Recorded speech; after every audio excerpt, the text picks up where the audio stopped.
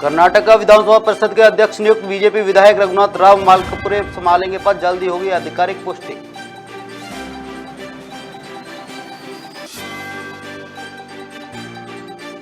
असम में दिखा बाढ़ का कहर, चंद सेकंड में ताश के पत्तों की तरह ढहा लोहे का पुल देखते ही देखते पानी में हुआ गायब।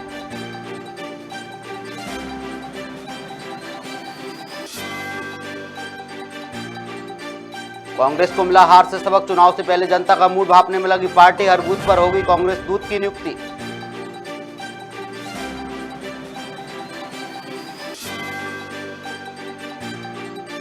प्रभारी मंत्री मोहन यादव का नरसिंहगढ़ दौरा, शासकीय कार्यों का किया भूमि पूजन, ओबीसी मामले पर कांग्रेस पर साधा निशाना।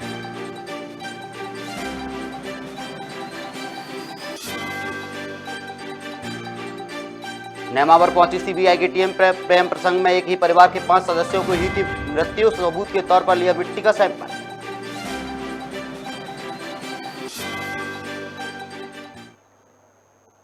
नमस्कार, मैं हूं अरुण, आप देख रहे हैं खबर भारत। खबरें विस्तार से।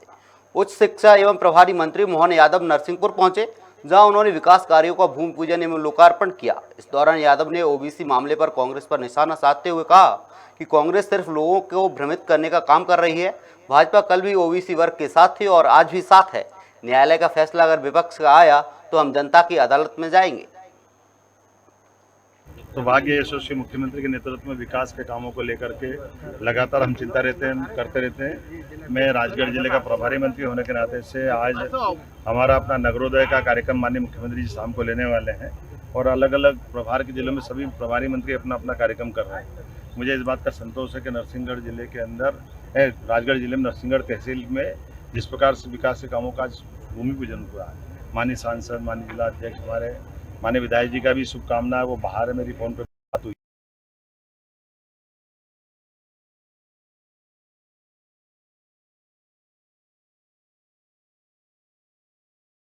से जनता की समस्या सुन करके उसका निदान करने का प्रयास कर रहे हैं। ऐसे अच्छे कामों को लगातार चलाए रखने की आवश्यकता है। मेरी अपनी ओर से बधाई।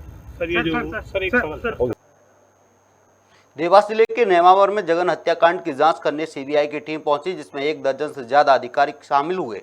दरअसल प्रेम प्रसंग को लेकर एक ही परिवार के 5 सदस्यों की हत्या कर दी गई थी, जिसके बाद उन्हें गड्ढे में गाड़ दिया गया था। वहीं शवों को जहां दफनाया गया था, सबूत के तौर पर वहां की मिट्टी का सैंपल लिया गया है और आगे की कार्रवाई में सीबीआई की टीम जुट गई है।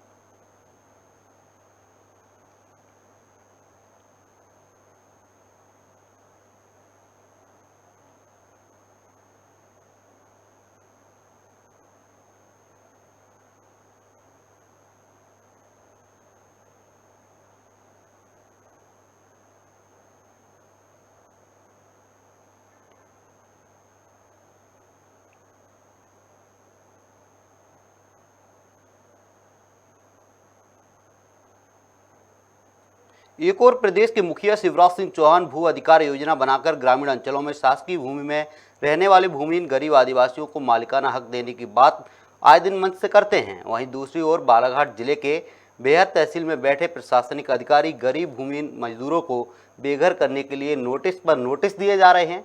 इन गरीब भूमिहीन मजदूरों को मानसिक रूप से परेशान करने के लिए इनके बिजली कनेक्शन एवं नल कनेक्शन काट दिए गए हैं। दरअसल मामला बालाघाट जिले के बहियर तहसील के रौंदा टोला वार्ड 2 का है, जहां पर कुछ गरीब भूमिहीन मजदूर लगभग 30 वर्षों से निवास कर रहे हैं, जिनके पास खसरा नगरपालिका की एनओसी, मकान टैक्स, बिजली बिल भर रहे हैं। नगरपालिका के द्वारा उनके घरों में शौचालय बनाए गए हैं। प्रधानमंत्री आवास का भी लाभ कुछ लोगों को मिल रहा है।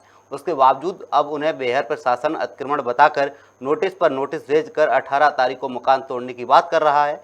वहीं बेहर क्षेत्र में राजस्व विभाग निजी स्वास्थ्य के चलते रसूखदारों को नए अतिक्रमण करने की छूट भी दे रहा है।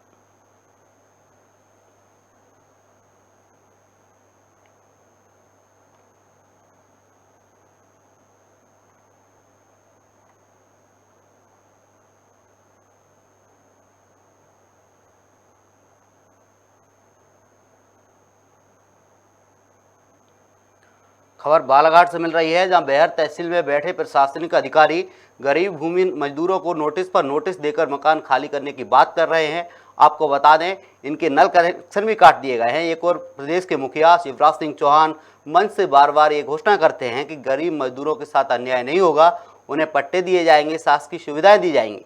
लेकिन दूसरी ओर अगर देखा जाए तो बालाघाट से खबर मिल रही है, जब भूमिहीन परिवारों से प्रशासनिक अधिकारी उन्हें परेशान कर रहे हैं। बेहद तहसील का ये पूरा मामला है, जहाँ गरीब भूमिहीन मजदूरों को बेघर करने के लिए नोटिस पर नोटिस दिए जा रहे हैं।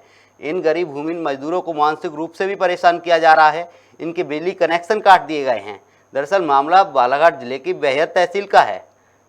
आपको बता दें, बालाघाट जिले की बेहद तहसील की रौना टोला का ये मामला है, जहां गरीब भूमिहीन मजदूरों को उनके घर खाली करने के लिए नोटिस पर नोटिस दिए जा रहे हैं। एक और प्रदेश के मुखिया शिवराज सिंह चौहान गरीब मजदूरों को साथ रहने की बात करते हैं, उन्हें हर सुविधा मुहैया कराने की बात करते हैं, लेकिन दूसरी ओर देखा जाए तो वही प्रशासनिक अधिकारी उन गरीब भूमिहीन मजदूरों को परेशान कर रहे हैं। मामला बालाघाट से मिल रहा है।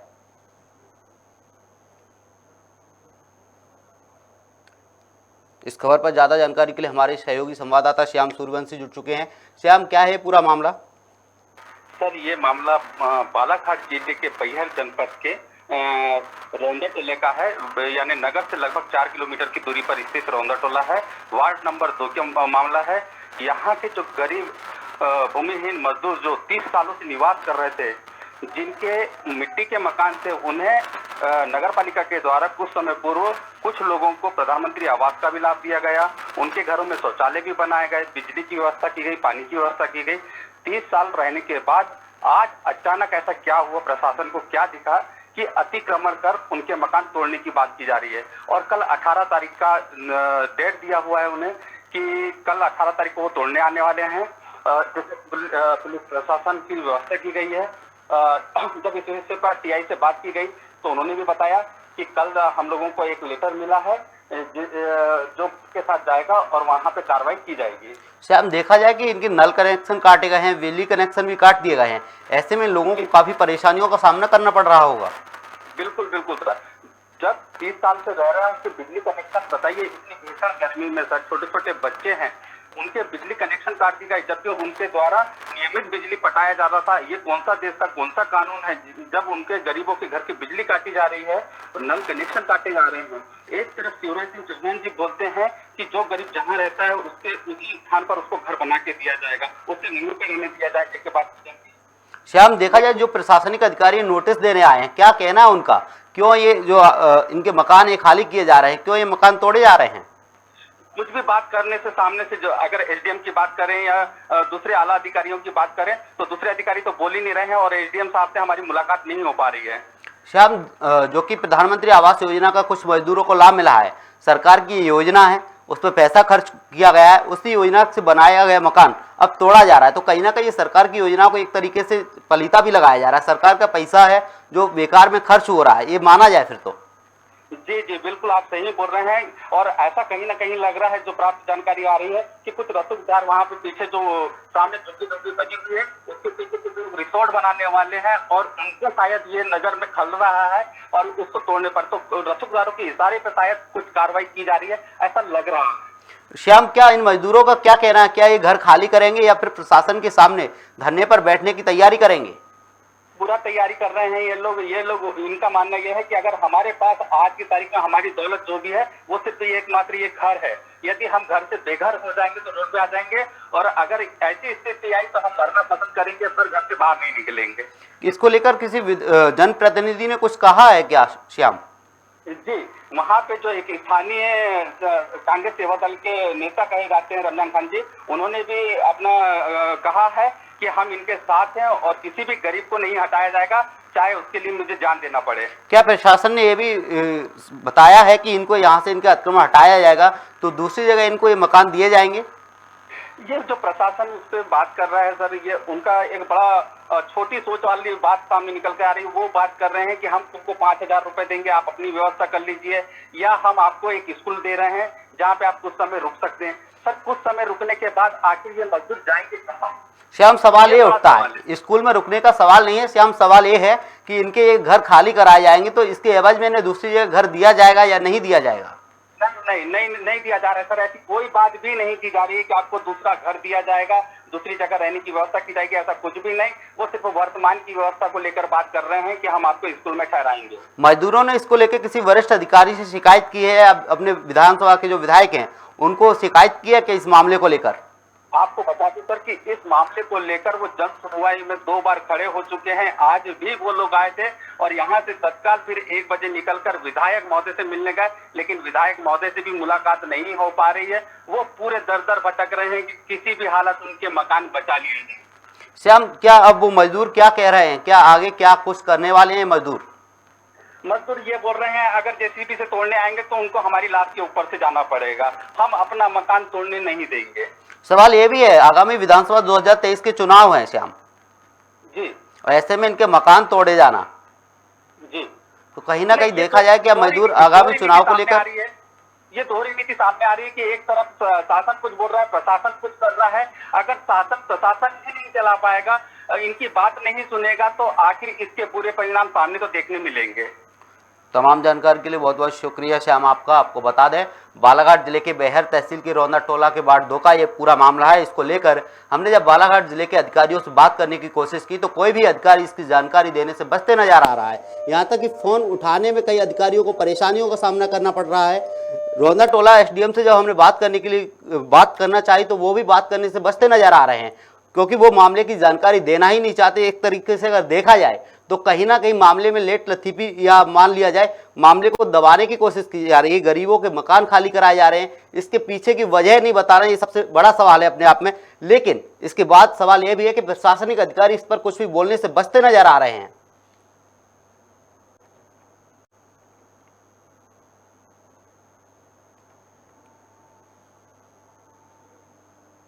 राजधानी रायपुर में महापौर एजाज डेवर ने स्मार्ट सिटी के कार्यों का जायजा लिया, साथ ही तेजी से गुणवत्तापूर्ण कार्य करने के निर्देश दिए। इस दौरान डेवर के साथ collector Saurabh Kumar, smart city MD Mayank Chaturvedi के साथ अन्य अधिकारी मौजूद रहे।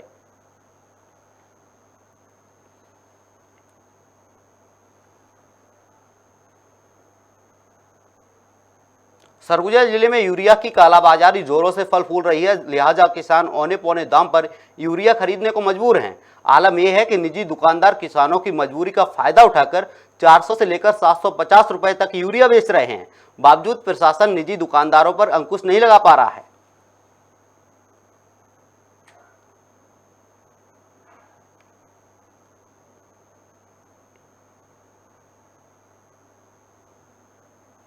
यानी कि कुल मिला के 1 एकड़ 70 डिसमिल।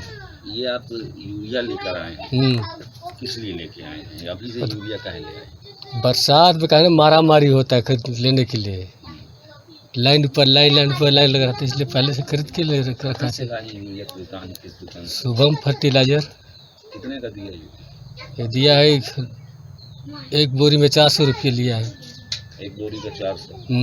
बोरी के साथ और कुछ दिया, खाली यूरिया दिया? नहीं, यूरिया दिया है। कितना लाए? 2 बोरी। कितना पैसा लिया? 800 रुपये। यूरिया का रेट तो कम है, आप बोले नहीं? तो बोले तो 50 रुपये कम करवाने के लिए बोले, तो फिर भी तो नहीं किया। कलेक्टर महोदय सरगुजा द्वारा खाद सही मूल्य पर किसानों को उपलब्ध हो, इस पर निगरानी के निर्देश दिए गए हैं और इसके तहत हम लगातार सभी दुकानों का स्टॉक जांच कर रहे हैं और किस मूल्य उनको केस मेमो पोस्ट मशीन के माध्यम से ही विक्रय करने का निर्देश दिया गया है। साथ ही उन्हें प्रतिदिन का स्टॉक अपडेट करने का निर्देश दिया गया है और लगातार जांच की जारी है। आपके माध्यम से एक शिकायत मिली है कि किसान को 400 रुपये में यूरिया विक्रय किया गया है। इस शिकायत की जांच की जाएगी और शिकायत सही पाए जाने पर उर्वरक नियंत्रण आदेश के तहत कड़ी से कड़ी कार्रवाई की जाएगी। गोरेला पेंड्रा मरवाही जिले में रेत का अवैध कारोबार थमने का नाम नहीं ले रहा है, जहां संयुक्त टीम ने अवैध रेत को उत्खनन करते हुए 4 ट्रैक्टर ट्रॉली को पकड़ा है। वहीं 3 ट्रैक्टर चालक मौके से फरार हो गए हैं। दरअसल कुलवीरा और शिल्पाहरी गांव में रेत उत्खनन की शिकायतें लगातार सोशल मीडिया पर मिल रही थी, जिसकी जानकारी मिलते ही पुलिस और खनिज विभाग की टीम मौके पर पहुंचकर कार्रवाई को अंजाम दिया गया है।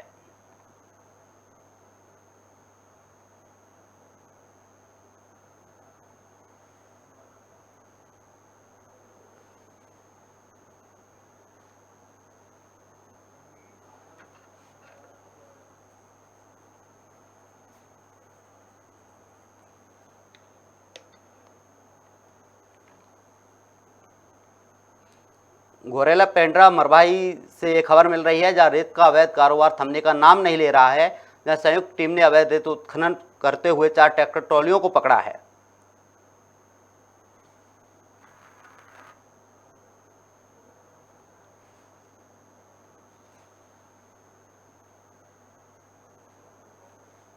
इस खबर पर ज्यादा जानकारी के लिए हमारे सहयोगी संवाददाता तनवीर आलम जुड़ चुके हैं। तनवीर, रेत का अवैध उत्खनन जोरों पर है, क्या प्रशासन इस पर नकेल नहीं कस पा रहा है?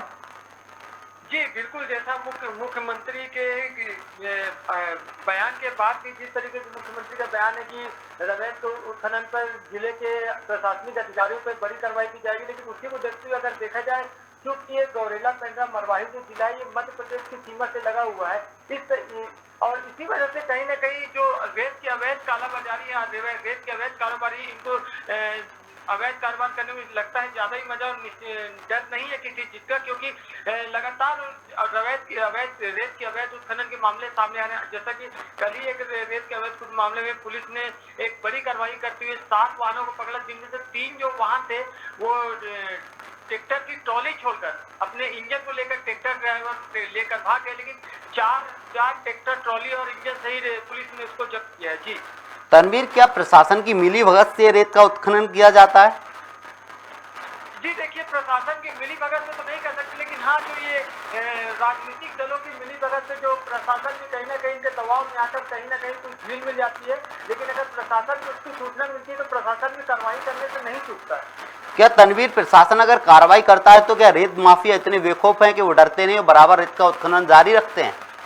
जी बिल्कुल, इसको तो यही कहा जाएगा कि रेत माफिया जो है वो प्रशासन का उनको बिल्कुल भी डर नहीं, वो बेखौफ होकर रेत के अवैध उत्खनन करते हैं। कि कई बार इस जिले से हमने ये खबर भी बताई है, खबर भी दिखाई है कि लगातार इस जिले में अवैध रेत के उत्खनन होते रहते हैं, और ज्यादातर जो अवैध रेत के उत्खनन है वो बॉर्डर एरिया से होते हैं। जैसे कि मैंने बताया कि ये जो जिला गौरेला पेंड्रा मरवाही है मध्य प्रदेश से की सीमा से लगा हुआ जिला, जिसका सबसे ज्यादा फायदा माफियाओं को उठाना पड़ता है। तनवीर, क्या प्रशासन लगातार कार्रवाई कर रहा है, इसके बावजूद ये माफिया लगातार रेत का उत्खनन कर रहे हैं, तो क्यों ना प्रशासन उन जगहों को सील कर दे जहां से रेत का उत्खनन किया जाता है, उन जगहों को बंद कर दे?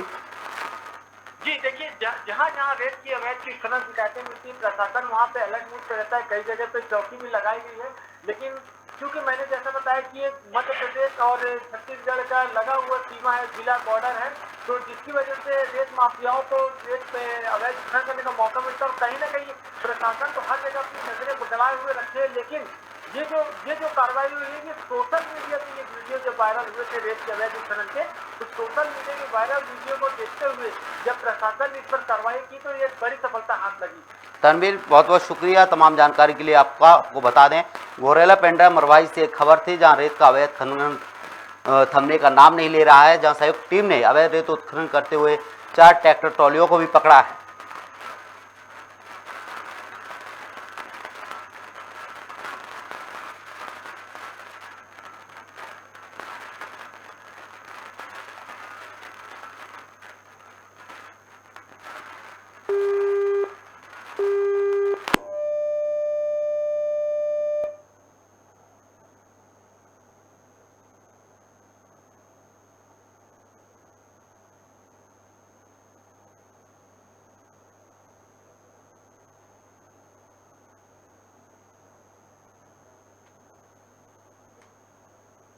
राजधानी भोपाल में पुलिस ने नकाबपोश चोर को धर दबोचा है, जिसके कब्जे से 2 लाख का चोरी का सामान बरामद किया है। आपको बता दें कि मामला गांधीनगर थाना क्षेत्र के प्रताप वार्ड का है, जहां घेराबंदी कर मुखबिर की सूचना के आधार पर पुलिस ने यह कार्रवाई की है।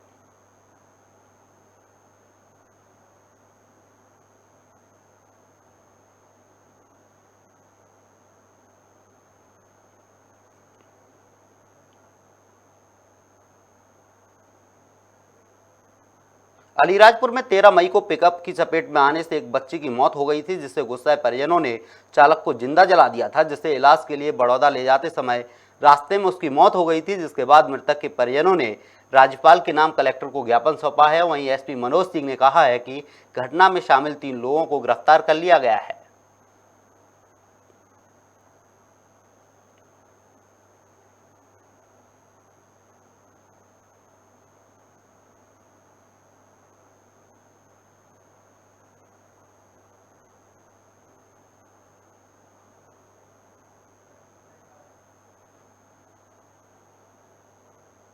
जहांगीराबाद में एक महिला ने अज्ञात कारणों के चलते फांसी लगा ली, जिसके बाद महिला के बच्चों ने खिड़की से देखा तो वो डर गए और तत्काल घर के बड़े सदस्यों को बताया, जिसके बाद परिजनों की सूचना पर पहुंची पुलिस ने शव को कब्जे में लेकर पोस्टमार्टम के लिए भिजवा दिया है। वहीं महिला के भाई ने बताया कि महिला का मानसिक संतुलन ठीक नहीं था, जिसका 2 सालों से इलाज चल रहा था। जहांगीराबाद थाने में एक 36 वर्षीय मृतिका शबाना पति मुकीम का मामला सामने आया है, जिसमें पुलिस मौके पर पहुंच के मर्ग दर्ज किया है। जिसमें अभी बात ये सामने आई है कि महिला पिछले 2 महीनों से काफ़ी परेशान थी, मानसिक रूप से थोड़ी सी उसकी तबीयत खराब थी, जिसका इलाज यहाँ करा रही थी। और आज सुबह की बात है, जिसमें 9 बजे वो घर से बिना बताए कहीं गई और एक जो बाजू में मकान था वहाँ पर अपने दुपट्टे से उसने फांसी लगा ली, जिसकी सूचना मिलने पर हम लोगों ने कार्रवाई करी है। किसी तरह का उसमें नोट मिला है, सुसाइड नोट? अभी तक वहाँ पर छानबीन जारी है, अभी तक कोई सुसाइड नोट की बरामदगी नहीं हुई है। जांच में अगर कुछ निकल के आएगा तो उसको प्रकरण में शामिल किया जाएगा। सर, महिला रहने वाली कहाँ की, क्या अपने मायके में सुसाइड की? ये उसका मायका ही था जहांगीराबाद में, उसका ससुराल सीहोर में था।